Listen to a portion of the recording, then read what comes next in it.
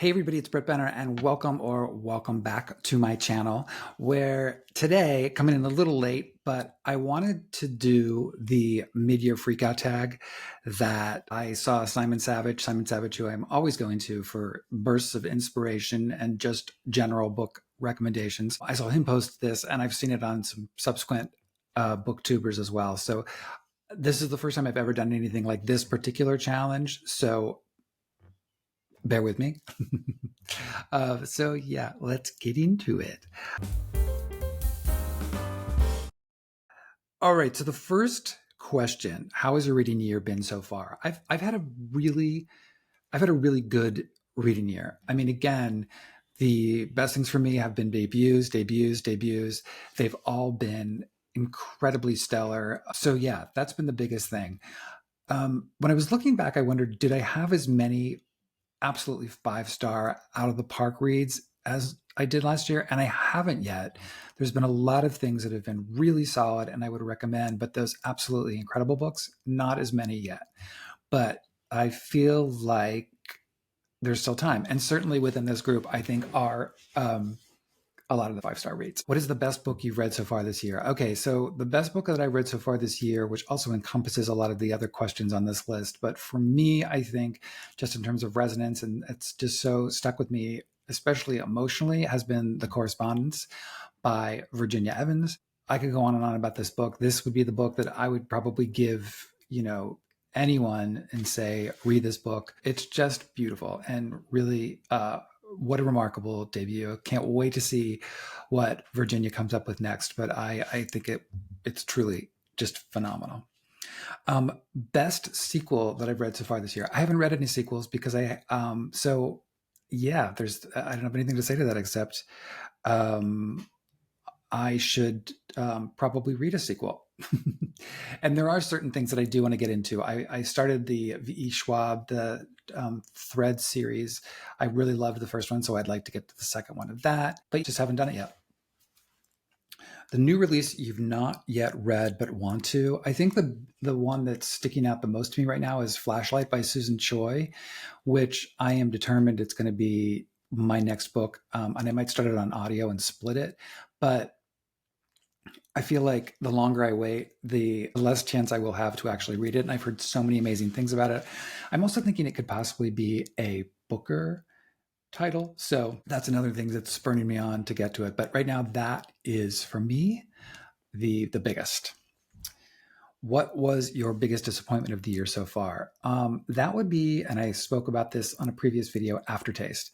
The first 100 pages I loved so much. And then it lost it for me. And it just became a little too silly. And there was a lot going on, including like the mob. So it bummed me out because I know I'm probably in the minority here. And a lot of people loved it, but and I did in the beginning, but ultimately was not one of those people. The biggest surprise of the year so far to me, I think the biggest surprise to me was John Virtue's Devil is Fine. I'd had this book for a while. I'd had a galley of it and never got to it, but never got rid of it. I thought that the cover was so intriguing. And so I just kind of held on to it. And then this past year, it was up for the Aspen Words Literary Prize. And this was the first year I didn't read all of the nominees, and I really wanted to. But for whatever reason, I finally got around to this. And I thought it was just really fantastic and such an interesting story about loss, about race, about family and history. And so, yeah, that was my biggest surprise. Number 8, who is your new favorite author? That would be Sean Hewitt. I was lucky to have Sean on the Behind the Stack podcast for his new book, Open Heaven. But before he came on, I'd had both his previous biography and another book that was poetry with illustrations. So I read all of his stuff before the interview, and he's just an incredible writer and the nicest man, but incredible writer. Open Heaven is definitely one of my favorite books of the year. And so I'm so glad to know him. And again, he's an author. I cannot wait to see what he comes up with next. Who is your fictional crush? I'm laughing because I feel like this is a cop-out if I say I didn't really have a fictional crush so far. I didn't read anything that would make me crush out on any of these people, male or female. I don't know. Is that weird? Um, but yeah, there was no one in this that I was like, oh my God, if I could just meet that person and be with that person, that would be everything to me. Sorry, I don't know. It's the one thing I was like, no, not really. New favorite fictional character. I think that would be Sybil from The Correspondent. I loved watching this kind of curmudgeonly woman kind of develop over the course of time. And through these letters, I thought it was so beautiful.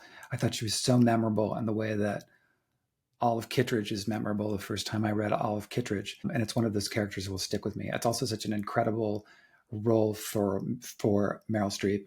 Meryl Streep. That I can't believe Meryl Streep hasn't optioned the book yet. So there you go.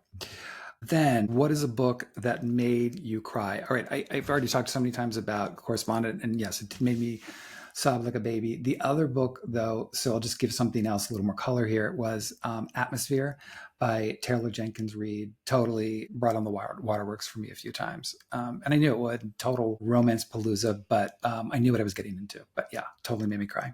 What is a book that made you happy? Any Heart Knits the Road to Tender Hearts. I thought it's such a feel-good book. It's such a great book for anybody who needs to get out of the doldrums of everything that's going on. I would highly recommend it. This story, which is very akin to Little Miss Sunshine, that film, just a great road trip story, a great family story. It's so heartwarming, really beautiful. I loved it. Loved it. So that made me laugh. The most beautiful book that I bought this year. If we're talking, okay, if we're talking strictly cover, do you think we are? The Bright Years by Sarah Damoff. Beautiful cover. And again, Sarah came on the Behind the Stack podcast and talked about the cover and the artist behind the cover. And she now owns that painting that is on the cover in her home. So, but it's stunning, beautiful. So I would say that. Okay, and then what book do you need to read by the end of the year? I have two. One I'm in, and so I will finish it, which is Baldwin, A Love Story, about the biography, the massive biography about James Baldwin by Nicholas Boggs. That's kind of centered around four different men in Baldwin's life. It's fantastic, but I'm only reading so much a day, and I'm only about 20% into it. So I'm giving myself the grace to take my time through it.